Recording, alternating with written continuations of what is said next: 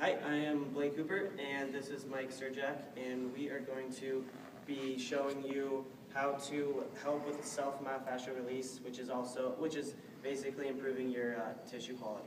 So first, what we're going to do is we're using this mighty dandy roller, and it's made out of foam, and so this is a little bit higher quality. So we'll get into different qualities of rollers here in a minute. Mike, at the beginning, we're going to start with our quadriceps. We're going to be rolling back and forth. And so he is applying the least amount of force on his quadriceps because he's getting accustomed to how much tension he's actually putting on his legs.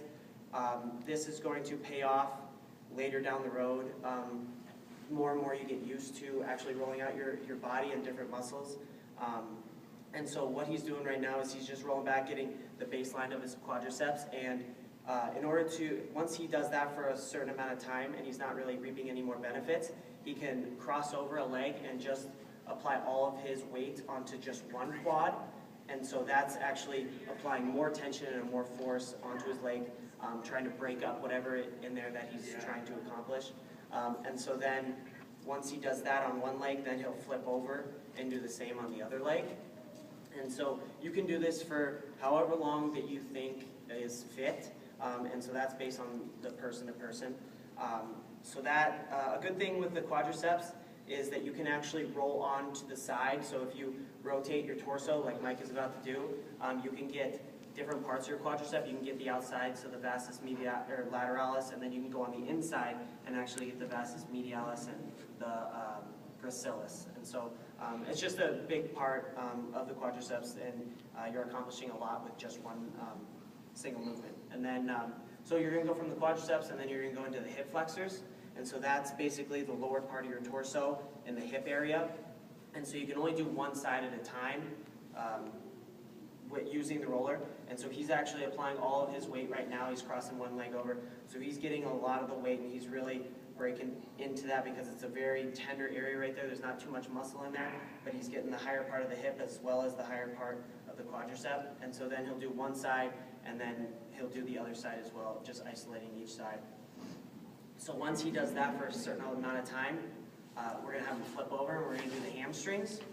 And so this is the same concept as the quadriceps, to where you're getting a large part. You first want to see how he's aiding his legs with his arms, and so he's not applying all of his weight onto his hamstrings because sometimes, especially after working out, you can be very tender, you can be very sore, so you don't want to apply a unlimited amount of weight onto your legs because then it's just going to defeat the purpose. So he's doing both legs, and then he's going to cross over one and get it on and isolate to one hamstring, which is what you want to do over a duration of time. And then eventually he'll flip over and do the other leg. And so you're really breaking down that tissue. And like I said earlier, you can do it for, there is no set amount of time for how you do it. If you're still understanding that you're benefiting from it, you're going to keep going. So after that, if you do the hamstrings for a certain amount of time, you're going to go into the lower back. And so this is a tender area as well. It's kind of, you're going to start at the lumbar, and then you're going to move up to the thoracic, and then you're going to sometimes go into the cervical. I'd be very gentle on the cervical because that's right near the top of your spine and your neck area. So I would practice before you go into the cervical area, just because it is very tender at times. And so he's going back and forth, and he's applying as much force as he needs to do. And so after that, then the last part that we're going to try to stretch out is the pectoralis. And so I'm going to have my participant get up, and you're going to do the hug stretches is what we call it. So he's just kind of getting that dynamic stretch in. This is improving his mobility and the motion of his arms and his pecs, as well as his shoulder blades, scaps.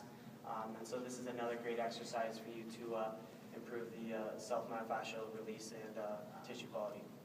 Thanks for